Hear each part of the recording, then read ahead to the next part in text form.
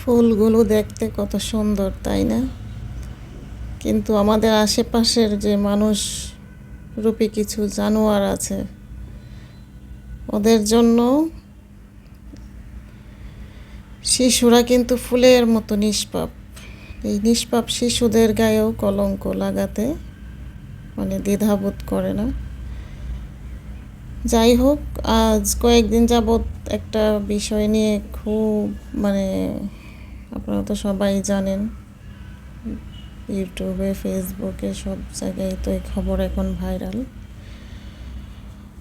আসলে কি বলবো, যাদের কন্যা সন্তান আছে তাদেরকে বলবো, আপনারা আপনাদের মেয়েদেরকে কখনো কোথাও একা রেখে যাবেন না, আর কারো ভরসায় রেখে যাবেন না। বিশেষ করে আমি একজন মাকে বলবো, আপনি আপনার মেয়েকে সব সময় আপনার নজরে রাখবেন। ভাই, বাবা, মামা, চাচা, খালু, কারো কাছেই কিন্তু একটা মেয়ে নিরাপদ না। যাই হোক, চলে আসি ভিডিওর মূল পর্বে।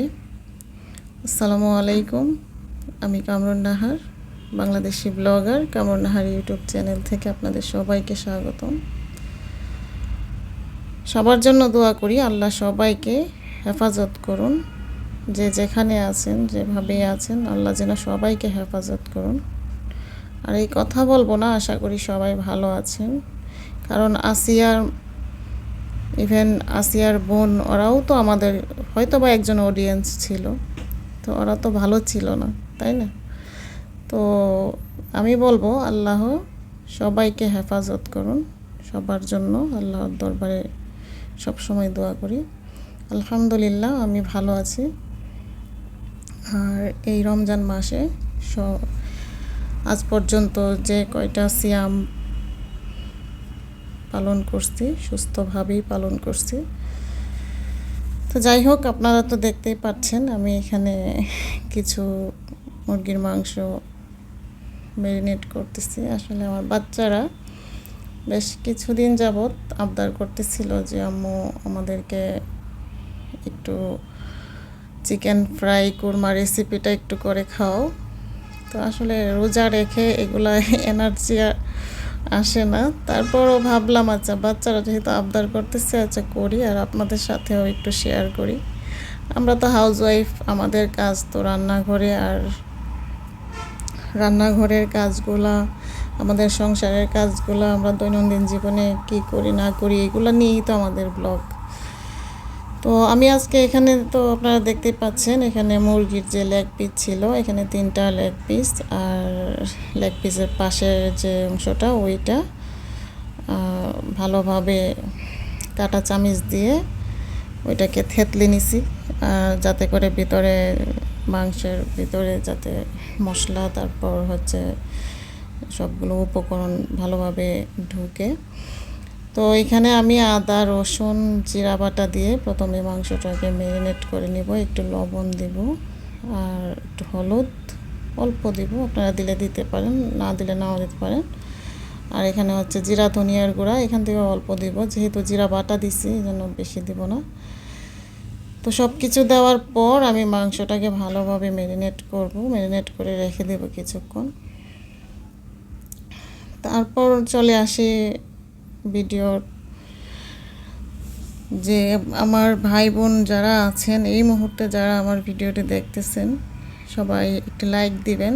আসলে আমার না এগুলা বলতে মনে থাকে না, যখন অনেক কথা বলতে বলতে দেখা যায় যে ভিডিও শেষ হয়ে যায়, আর এই অল্প সময়ের মধ্যে কি বলবো আপনাদের সাথে, সময় তো অল্প, আর বেশি বড় ভিডিও দিলে দেখা যায় আপুরা দেখেন না।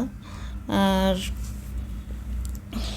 এই এতটুকু ভিডিও কিন্তু আপুরা সম্পূর্ণ দেখেন না। অনেক আপুরাই আছেন যারা খুব ব্যস্ত, একটা কমেন্ট করেই চলে যান।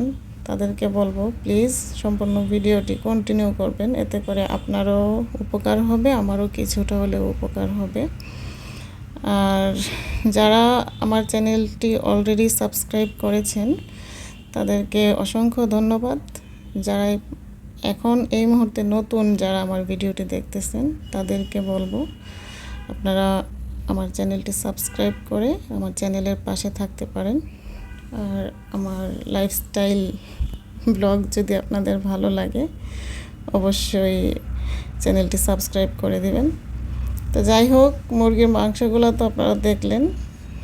আমি ম্যারিনেট করে রাখার পর এখানে এই পর্যায়ে ভেজে নিচ্ছি। আর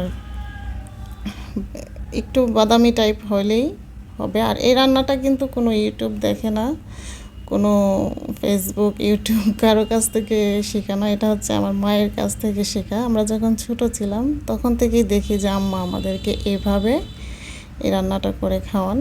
এটা কিছুটা রোস্টের মতোই, তবে এখানে বাহিরের কোনো মশলা নাই, সম্পূর্ণ ঘরোয়া পদ্ধতিতে, বাহিরের মশলা ছাড়া।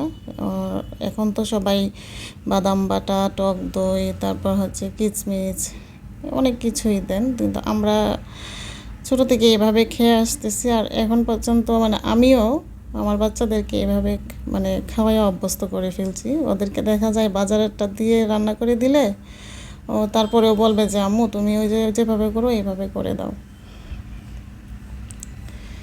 তো আমি তো মাংসগুলো ভাজা হয়ে গেছে, আর মাংসের ভাজার যে তেলটা ছিল এটা দিয়ে এই পাশে আরেকটা কড়াইয়ে আদা, রসুন, পেঁয়াজ বাটা এগুলো দিয়ে 2 থেকে 3টা এলাচ, 1 টুকরা দারচিনি, তারপরে তেজপাতা, এগুলো সব কিছু দিয়ে মশলাটা কষিয়ে আমি এখানে তো আপনারা দেখতেই পাচ্ছেন আমি এখানে দিয়ে দিছি হাফ কেজি দুধ।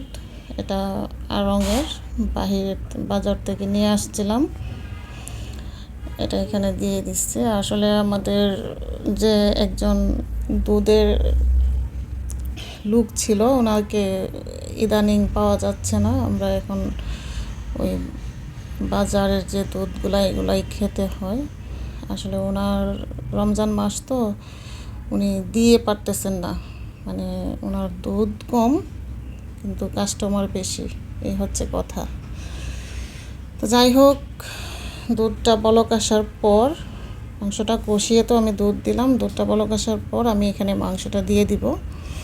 আর আপনারা তো দেখতেই পাচ্ছেন মাংসটা দেওয়ার পর কিন্তু দুধের মধ্যে একটা ছানা ছানা ভাব আসছে। আর এই ছানা ভাবটা আসার কারণ হচ্ছে এখানে যে লেবু দেওয়া হয়েছে এই জন্য ছানা ছানা ভাবটা আসছে। আর এই ছানা ছানা ভাবটা কিন্তু খাওয়ার স্বাদটা আর একটু বাড়িয়ে তোলে।